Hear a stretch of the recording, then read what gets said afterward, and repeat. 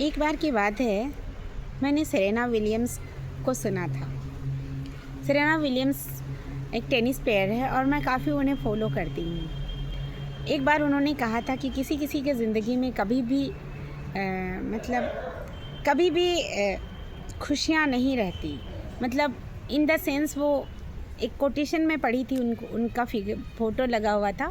और तो मैं ये सोचने पे विवश हो गई कि सेरेना विलियम्स जैसे इंसान जो इतनी सक्सेस रही है ना, वो ऐसा कैसे कह सकती हैं कि किसी किसी की लाइफ में कभी भी खुशियाँ परमानेंट नहीं रहती।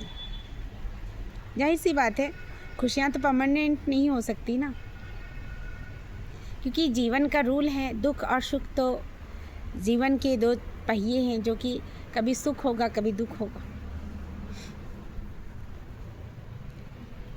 तो एक बार ऐसा था कि मैं भी जीवन से हार चुकी थी, और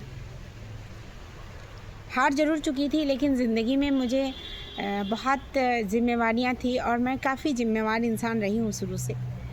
मैंने बेटे और बेटी दोनों का फ़र्ज़ शुरू से निभाया है। मेरी कोशिश रहती थी कि मैं अपनी फैमिली को सपोर्ट करूं, अपने भाई बहनों को सपोर्ट करूं, और इसमें मैं काफ़ी हद तक सफल भी रही। और जाने अनजाने मैं ऐसे दौर से गुजरी कि मुझे पता ही नहीं चला कि कब मैं एक मेजर डिप्रेशन में आ गई। रीज़न बहुत सारे थे। मेंटल डिस्टर्बेंस भी एक रीज़न था, लेकिन उससे भी बड़ा रीज़न था मेरे सर्वाइकल में प्रॉब्लम थे। मुझे पता नहीं चलता था, मुझे 24 घंटे चक्कर आते थे, लेकिन मेरे पास इतने पैसे नहीं थे और फैमिली से मैं इतनी ट्रांसपेरेंट नहीं थी। अमूमन हम ट्राइबल्स या मीडियम फैमिली के लोगों के साथ ये प्रॉब्लम आते रहते हैं। एक्चुअली मुझे भी टाइम पे वो सारी सुविधाएं मिली होती या मेरा सही से ट्रीटमेंट हुआ होता, तो आज मैं भी एक पदाधिकारी ज़रूर होती। लेकिन कहते हैं ना, जिद के आगे तो ईश्वर को भी झुकना पड़ता है। तो मेरी भी जिद थी और मैंने पढ़ाई को चुना, जबकि मेरे लिए बहुत ही डिफ़िकल्ट डिसीजन था। लेकिन भी मैं इंटरव्यू तक गई। हालांकि फ़ाइनल सिलेक्शन नहीं हुआ, लेकिन कम से कम आज मैं किसी पे निर्भर नहीं हूँ। मैं स्वस्थ हूँ और मैं लोगों को एक दिशा दिखाना चाहती हूँ, समाज को एक डायरेक्शन देना चाहती हूँ, और वो अपने गोल को कैसे पा सकते हैं, इसके लिए बहुत सारे टीचर और मोटिवेटर तो हैं ही। मैं भी उन्हीं में से एक खुद को उसी के तौर पे मैं देखती हूँ। ऐसा नहीं है कि मैं असफल हुई तो बड़ा ज्ञान देने चली हूँ, ऐसी कोई बात नहीं है। हो सकता है मेरी तरह कोई भी स्ट्रगलर होगा, जिसे हेल्प करने वाला कोई नहीं रहा होगा, क्योंकि हम किससे जुड़ते हैं और किसकी बातें हमारे लिए टर्निंग पॉइंट बनती है, ये कोई नहीं जान सकता है। मैं भी तो बहुत सारे मोटिवेशनल स्पीकर्स लोगों का वीडियोस देखती थी। मैंने हज़ारों वीडियो संदीप माहेश्वरी जी के देखे, उद्धव पटानी जी के देखे, ओझा जी के देखे, सागर सर के देखे, मतलब बहुत सारे ओजांकीज़ के देखे मैंने। मतलब मैं इतनी सारी आध्यात्म वीडियोस देखती थी ना कि इसकी कोई गणना नहीं हो सकती। और ख़ुद को मैं बहुत कोशिश करती थी, लेकिन मैं नहीं कर पाती थी। फिर भी मुझे लगता था कि मैं कभी ठीक नहीं हो पाऊँगी। फिर भी मैंने धैर्य रखा, पेशेंस रखा। निश्चित तौर पे वो वीडियोस मुझे हेल्प किए। मुझे लगा नहीं था कि मैं ठीक हो पाऊँगी कभी। मुझे ऐसा लगता था कि मैं यूं ही मर जाऊँगी, गुमनामी में खो जाऊँगी।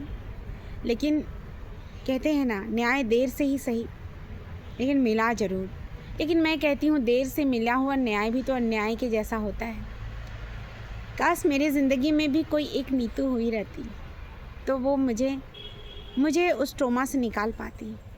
आप में से कोई भी व्यक्ति एक्चुअली मेंटल ट्रॉमा से या किसी प्रकार के प्रॉब्लम से गुजर रहे होंगे, निसंदेह मुझसे संपर्क कर सकते हैं। कुछ नहीं तो मैं अपना अनुभव शेयर करूंगी और आपको ज़रूर हेल्प कर सकती हूँ। मेरे अनुभवों से ज़रूर आपको हेल्प मिलेगा।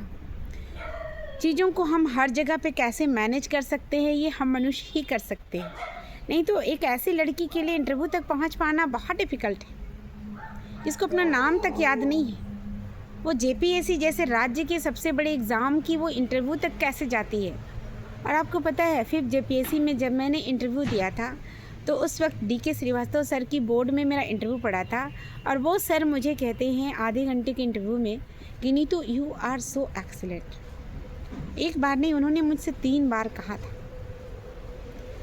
है ना। मुझ जैसी एक ऐसी लड़की के लिए जो खुद को 0 से भी नीचे मानती थी, माइनस में मानती थी, एक इंसान ने मुझे हीरो बना दिया। मेरे मास्टर, मेरे सर, उनके लिए मेरे मन में बहुत सारी रिस्पेक्ट है। लेकिन मैं माफ़ी चाहूँगी सर कि अभी भी मैं रास्ते पर हूँ। मुझे आपकी बहुत ज़रूरत थी, लेकिन आप इस दुनिया में नहीं रहे। लेकिन आप जहाँ भी हो प्लीज़ मुझे हेल्प करें, क्योंकि वाकई में मुझे काम करनी है। जब मैंने उनसे अपनी स्टोरी साझा की तो वो रोने लगे और उन्होंने मुझसे कहा कि बेटा तुम इतना प्रॉब्लम में थी, लेकिन हम लोग तुमको वो सेफ जोन नहीं दे पाए कि तुम अपनी प्रॉब्लम हमसे शेयर कर पाती। फिर उन्होंने जब मुझसे ये कहा कि मैं पॉलिटिक्स, जब मैंने उनसे कहा कि मेरे लाइफ में ऐसा कोइंसिडेंस आया है सर कि मुझे पॉलिटिक्स में जाने का मौका मिल रहा है, तो वो वाकई में बहुत खुश हुए और बोले कि अब तुम्हारे साथ न्याय होगा बेटा, और मैं तुम्हारे साथ खड़ा होऊंगा। लेकिन आज मुझे तकलीफ़ है कि सर मेरे साथ नहीं है। अगर वो ज़िंदा होते तो निश्चित तौर पे मेरे साथ होते।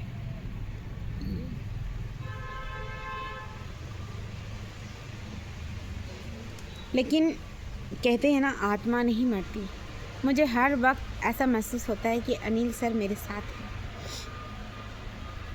और इसलिए मैं टूटती नहीं हूँ, हारती नहीं हूँ, और ना मैं डिप्रेशन में जाती हूँ। मुझे लगता है जब मैं इतनी बीमार थी, इतनी प्रॉब्लम में थी, तब तो मैं हारी नहीं, JPSC का इंटरव्यू देती थी। अब तो मैं पूरी तरह से स्वस्थ हूँ, अब तो मैं जो चाहे कर सकती हूँ। लेकिन हाँ, जिम्मेवारियाँ हैं मेरे पास, मेरी माँ की जिम्मेवारी है, क्योंकि सोसाइटी को तो बहुत सारे नीतू कुजूर मिल सकते हैं, लेकिन मेरी माँ को उनकी एक ही बेटी है ना, मैं।